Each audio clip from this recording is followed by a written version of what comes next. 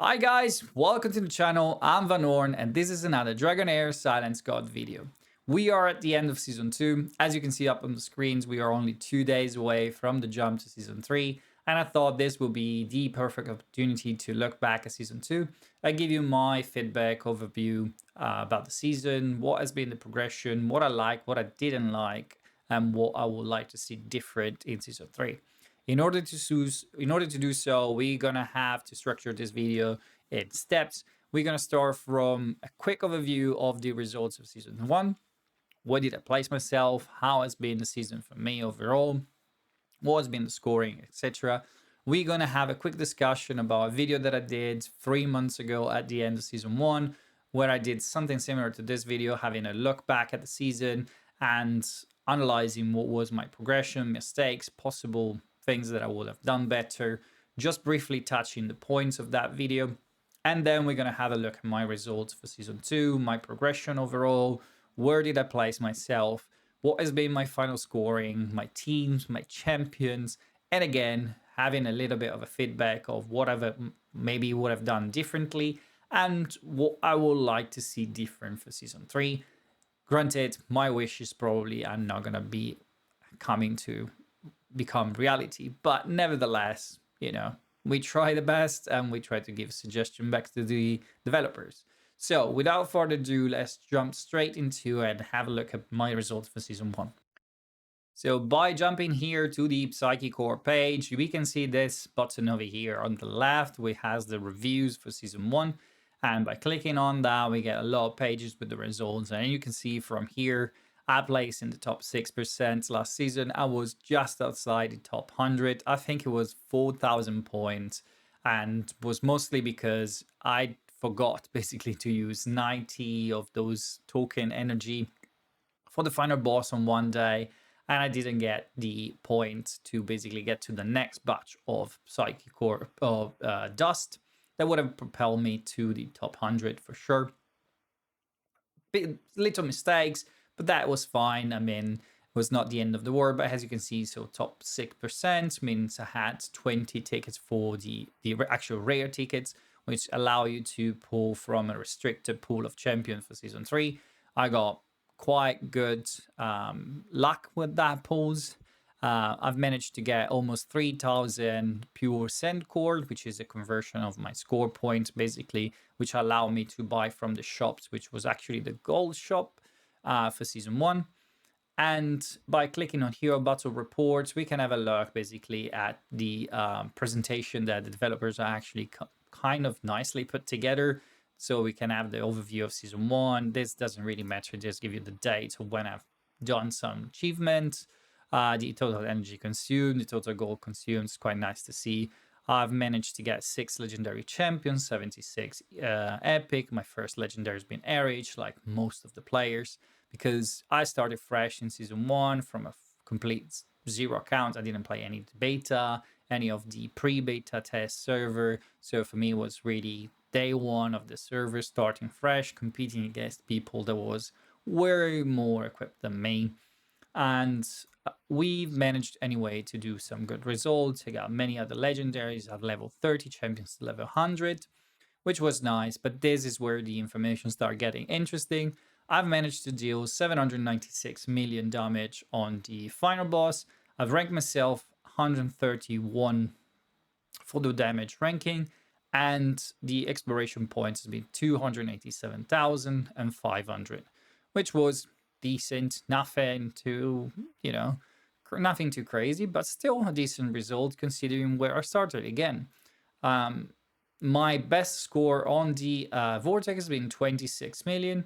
I kind of remember doing something better than that. I don't know if I remember wrong, but nevertheless, he shows 26 million, so we're going to believe it was that. And my best ranking was 137, which, again, good, but nothing crazy. You would not expect that from a very low spender account, so that was fine.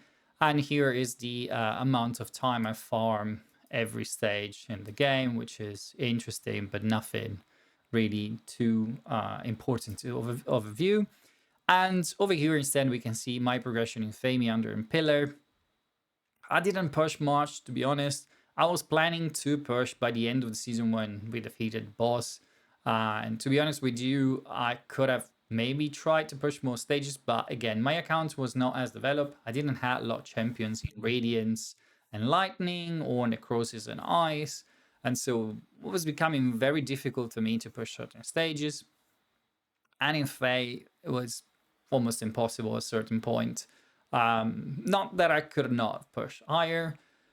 I was honestly quite exhausted by the end of the season and I needed some time off. So I probably took the time off and decided not to push for this. Also, the artifact didn't felt that crazy at the time. But that's pretty much it. Yeah, the only one thing to see here is the Gladiator Arena that I pushed to Silver 4 last season. And to be honest, it was much easier to rank in Season 1 for me than it has been in Season 2. So to all the players on my Discord, I've always suggested to try to push for the card, the artifact, the legendary artifact you can buy from the shop from the arena token in Season 1. Because generally speaking, you're gonna, especially if you started the game after us, so you started on a fresh survey, you're gonna compete with all people starting fresh. And so the competition, it's kind of more accessible to you. You're gonna be able to defeat more team because you're all kind of the same point. And so that artifact should be much more easy for you to get. I didn't do it. I should have done it, to be honest, because in Season 2, for a lot of reasons, including my work and time to dedicate to my family, I didn't have time to play that much arena. And so I fall short of a few thousand points to get to those 50k to get the artifact. And that all is going to be wasted now because they don't transfer to the season after. And so that resource is basically gone. But nevertheless, this is my rate and my number of fights I did in Season 1, which was quite high, to be honest. I had more time available. And this is everything for the review. Now, at the end of Season 1, I did a video where I was talking about the review for the season and where were my mistakes, what have I done better. I'm going to put the screenshot up on the screen for the video. I was really surprised. That video performed really well. And I want to take the time now to thank you all because that video was kind of a turning point for me. We were way far from the 1,000 subscribers. We were probably less than 500 at the time. It was quite a long format video where I was basically rambling about my opinion about the season, and the amount of feedback and response and positive engagement with that video has given me a lot more confidence in what I was doing here on YouTube. And so I just want to thank you all because we are only 80 subscribers away from the 1,000 subscriber point, and has been an amazing journey. Only 4 months from my first ever video, and it's incredible that we are already so close. This Friday is also my birthday, and it will be absolutely incredible if we could somehow celebrate Season 3, 4 months content creation, and 1,000 subscribers. So if you enjoy any content coming on this video and you haven't yet subscribed, I would like to ask you kindly to reach down in the comments, leave a feedback on anything about this video or the channel, and like and subscribe. Obviously, it will help the channel grow and it will help me keep it going. But let's get back into the review. So the main points on that video that I've been talking about were the champions, the artifact, the arena, the psychic core choices on your route and the psychic core, the energy management, mainly due to the fact that I messed out on those 4,000 points that I could have got. And the last point was Varesh, which was kind of the excuse for doing that video because it was my first champion in the £1 chest. And it ended up kind of biting me in the back because I never had really a good ice team to build around him. And therefore, that was mainly my biggest mistake of Season 1.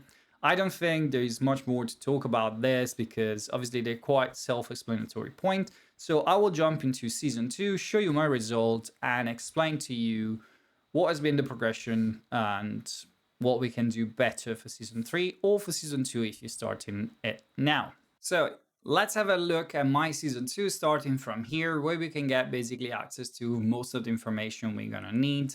Some of them are not going to be visible because we don't have yet the season review videos or feedback review like the other one. So we're going to have to guess it a little bit. But let's jump into the ranking for the damage, where you can see that I've basically been able to do 5,759,000,000 damage, which is about a lot of time more than what I did in season one. I did 796 million in season one, so not even 800 million. It is a lot more. And yet I ranked 131 in season one. I've ranked 96 in season two, which was just enough to get me in the top 100, but very close to the bottom, to be honest. I've pushed quite hard throughout the entire season. The only part of the season where I didn't felt I had anything left to try to push even more was the second part of the Mecha Torque, where you have to readjust your team to deal with some improved mechanic like the decrease attack and the stun. I've tried to adjust a few comps, but honestly, I didn't have the time due to work, and so therefore I started running the same team I was running in the first half with a lower score and being happy with whatever was coming. So I still ended up in the top 100, which is pretty much where I wanted to be. It was really difficult for me to try to compete for anything more than that. I would have not got into the top 50 even trying, and therefore I kind of settled for it. This meant that I've been able to collect 728,000 progression point, which is roughly 3 times the amount of points I've collected in season one. Sorry if I looked down, I had to read the number obviously, but yeah, it's about 3 times the amount of points I did in season one. And the funny part that I've missed out again on 6,000 psychic core for about 600 points, which meant pretty much that if instead of running one of the elemental affinity, I've built an extra team, probably I would have got there, and that would have given me some position more. But you're going to see in a minute, it would have not done a massive difference, because this time I've made it to rank 72. 72, it's way above my expectation at the beginning of the season. There has been a moment where I was hoping to be maybe in the top 60-ish, but then kind of slide down a little bit and I let that go, as I said before. But 532,000 psychic core, I think it's called dust. They're going to be converted for my shops in 5,349, which is a good amount. Probably going to be able to buy way more than what I need from the shop, and that is good. And I'm pretty happy with the placement, to be honest. I could have probably pushed a little bit higher. The top 100 was way below me, so almost 20,000 points. And with the 6,000 extra, I probably would have could put a push to the place 68, but nothing more than that. And therefore 68 or 72, to be honest, changed nothing. And so I'm happy about that. I'm going to have my first battle mount to go around and make my character look better when I move on the map. And that's pretty much it. I'm going to be able to get a little bit more dice this season, which I'm happy. I'm going to have the epic tickets. They are going to give me the opportunity to get a little bit more champions from the pool for season 3. Let's see about that. I'll see how many. Well, I mean, I'm going to have 2 legendary for the banner, but let's see if they are the good one or the bad one. But that's pretty much it. When it comes instead to the Vortex, let's have a quick look at that. This week, it's quite good for me. I've been managing today to do 49 million. Honestly, I take it the first run. And I think my highest score has been with a similar set of rules, and I probably pushed up to 54 million, I would like to say, 53, 40, 54 million. And the top ranking was probably just inside the top 200, if I don't remember wrong. It's a very competitive server, so it's very difficult to get anything higher than that. 131 in season 1 was a good placement as my highest one. But there's been many part of the season where I was way lower than that. Overall, I placed myself in a higher position, and you have also to consider that servers are merging. So between season 1 and season 2, we had an increased number of players, and usually the number of players that are staying and sticking for longer are those on the top of the board because they are more dedicated, and so competition becomes slightly more difficult. When it comes to Pillar and Fae, we can quickly jump on the map and I can show you those two, because obviously I've been able to push way more than I did in season 1. Let's start from the Pillar. And as you can see briefly over there, I've been able to get all 3 affinity up to 60 this season and put my hands on my first legendary artifact. Has been a grind, and for certain of this affinity, I've been lucky with the pulls, to be honest. Last season, I did poison and fire to 60 because obviously you get Erich. I've been lucky to get Ergander. I had Furbat, and therefore it makes it a bit easier to push with that base structure for your team. You just had some DPS around, and it makes it much easier. This season, I think 2 of these pillars, in particular, Necrosis and Fire, and Poison and Lightning, has been easier. I've struggled the most with Radiant and Ice because I didn't have a good decreased attack. But nevertheless, by the end of the basically the phase when we start the boss, I had my hands on this artifact just before the Mechatorque open, and I had all 3 completed. I got my artifact. The epic from this pillar was incredible. Kirza is an absolute beast. If you play season 2, you should get it and level it. You're not gonna regret that. And when it comes instead for Fae, let's jump to Fae over here.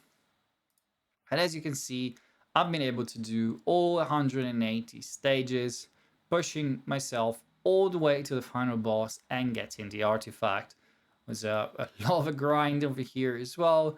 And the champion that unlocked for me was Alminster.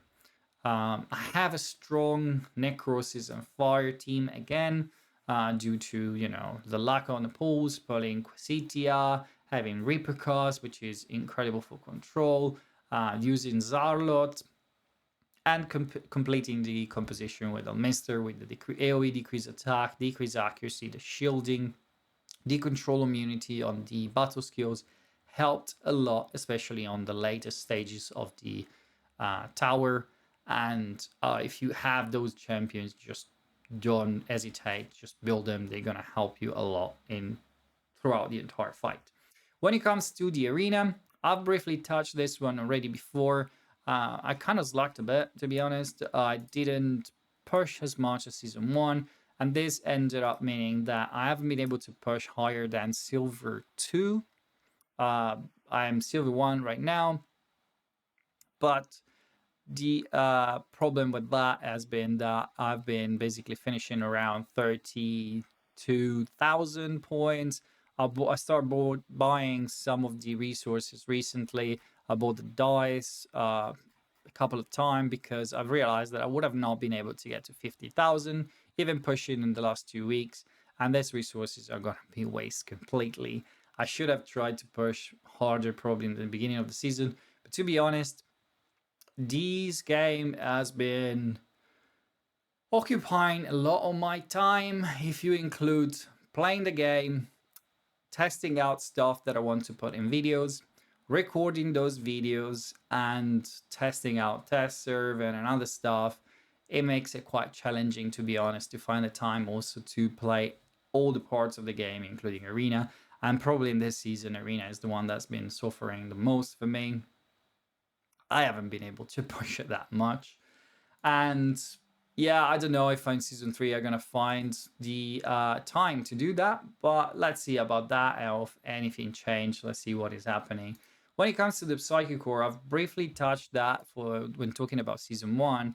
And the point I made in season 1 was that it was a mistake for me to push basically everything to completion to this point before getting to the last one, because I had a much stronger fire and poison team in season one, and I should have focused all my psychic core in fire and poison because I had chance to rank.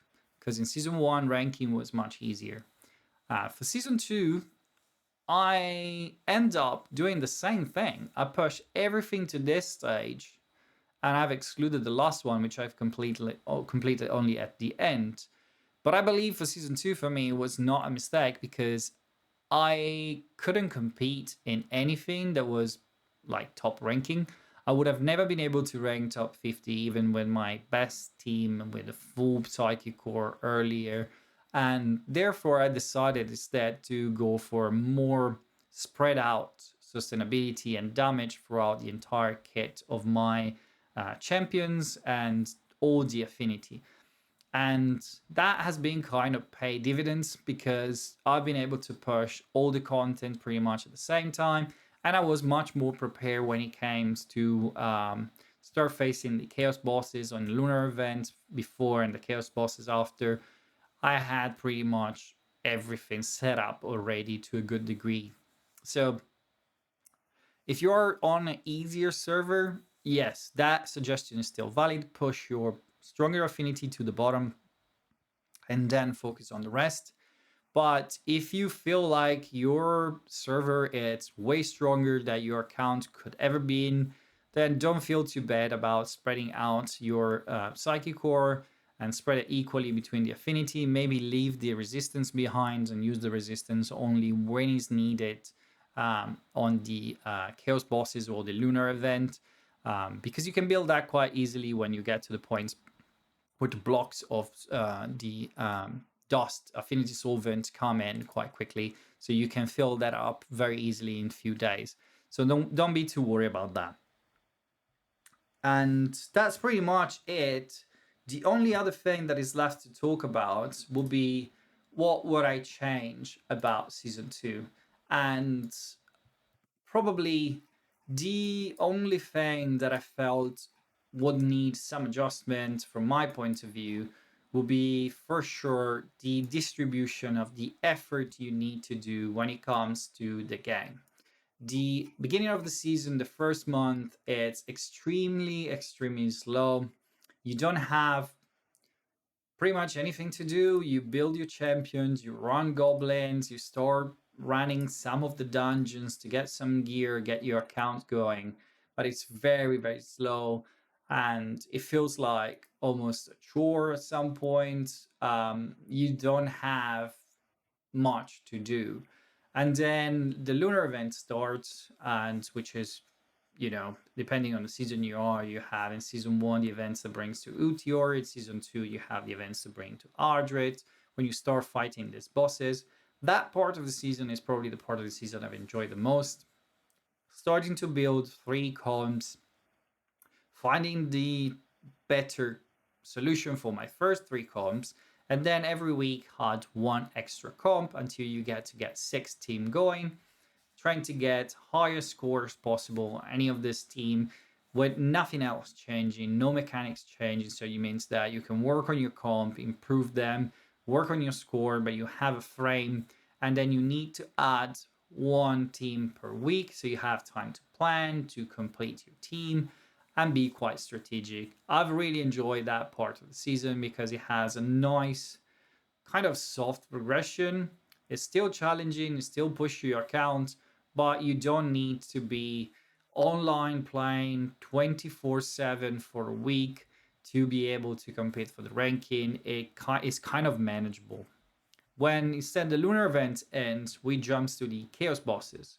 And that's where, in my opinion, something needs to be readjusted for the future, because the acceleration in the time and effort you need to put in the game is a bit too harsh.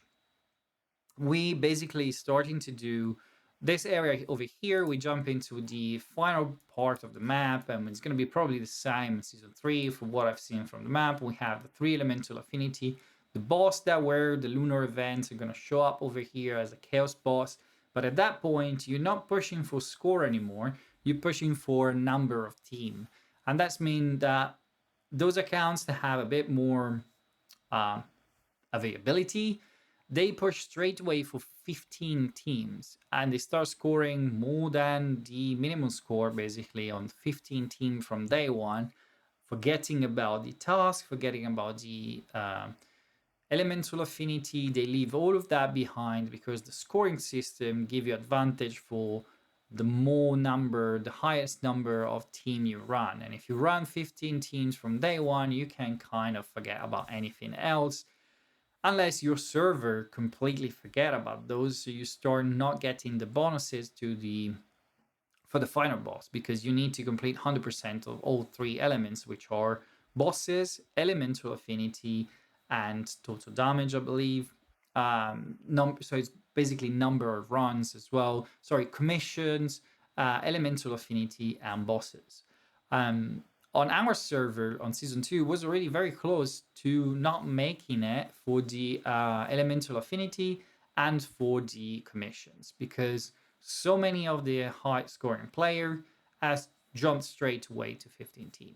I didn't manage to get to 15 team. I don't remember. I think on day of the first day, I've kind of pushed 6 or 17, probably plus 1, not making it completely to the high score needed. And then I've worked on one comp per day, ramping up to 13 team, which is still a lot of effort, still a lot of time that you need to put in to run all those comps. And this brings me to the points where the first point actually where I really would like to see some change for season 3, sorry.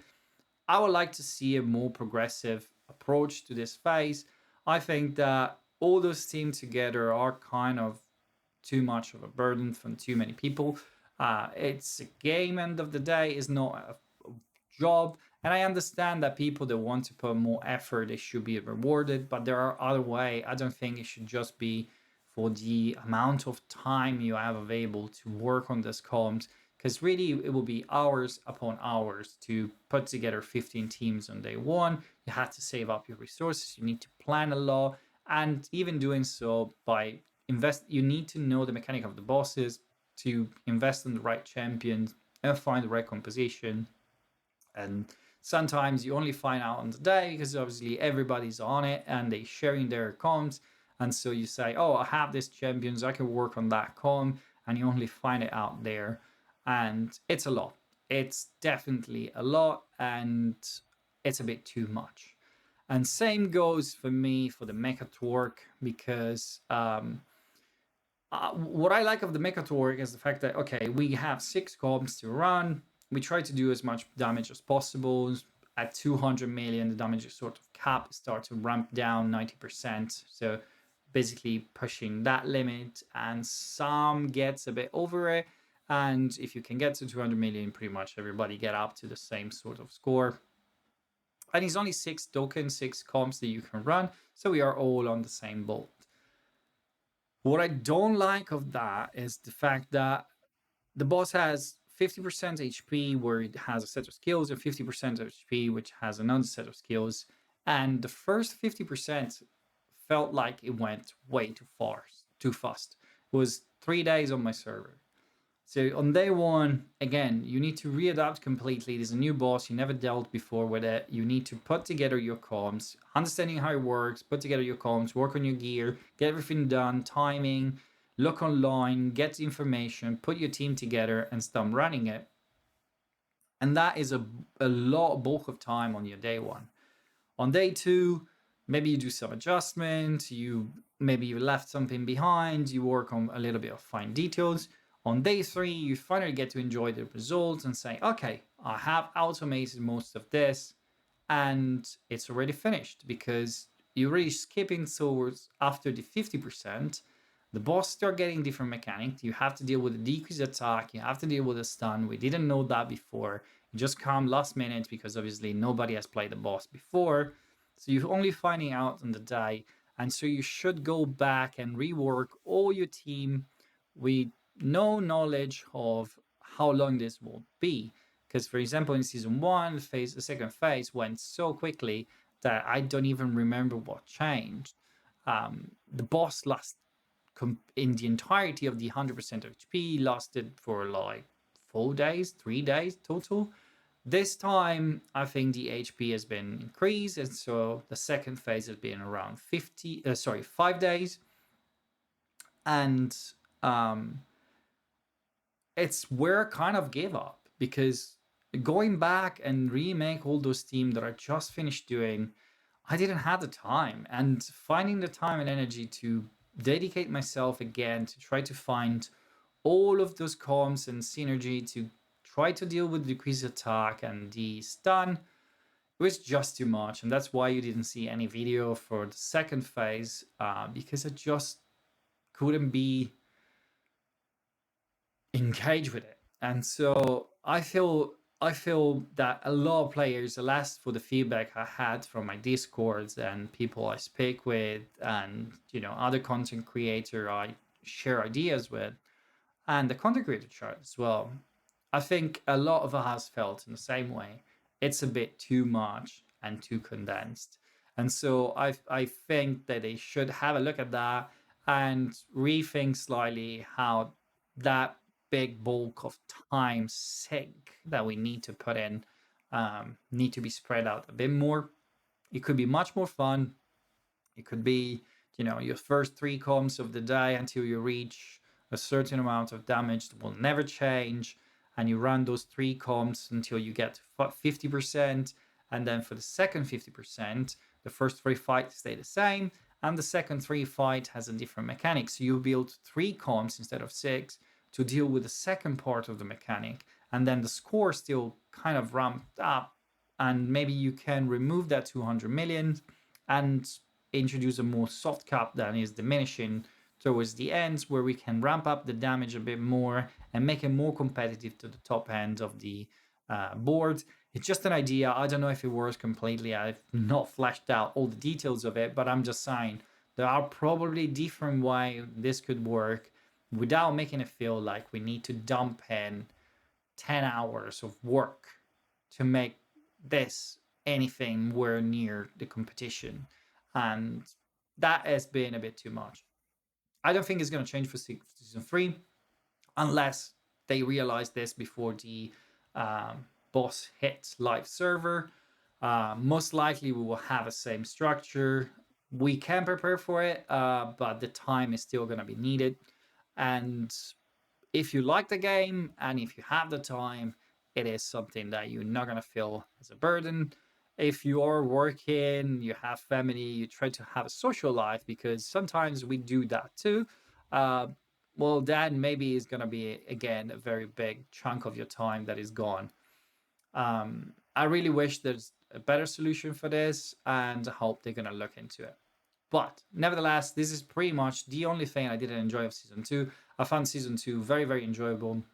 I love the introduction of the new champions. I think the introduction of Ice Blast in particular has been absolutely great and accessible to everybody, because there were 2 champions like Gertin and Bledin. They are doing crazy good damage pretty much everywhere, helped everybody deal with the bosses, and those are going to stay for Season 3, so we're still going to be able to use them. I haven't seen in Season 3 champions anything quite like, but there might be some hidden gem that we still haven't found out. We're going to keep an eyes out, and for the moment, this is everything. I really would like to hear in the comments down below, what are your feedback on Season 2? What would you like to change if you felt that anything was a bit off for Season 3? And obviously, as usual, if you did like the video, guys, please consider liking, commenting, and subscribing. We are getting there. We're so close, 80 subs away from 1,000. Thank you again, and I'm going to see you soon with another video about Dragonheir.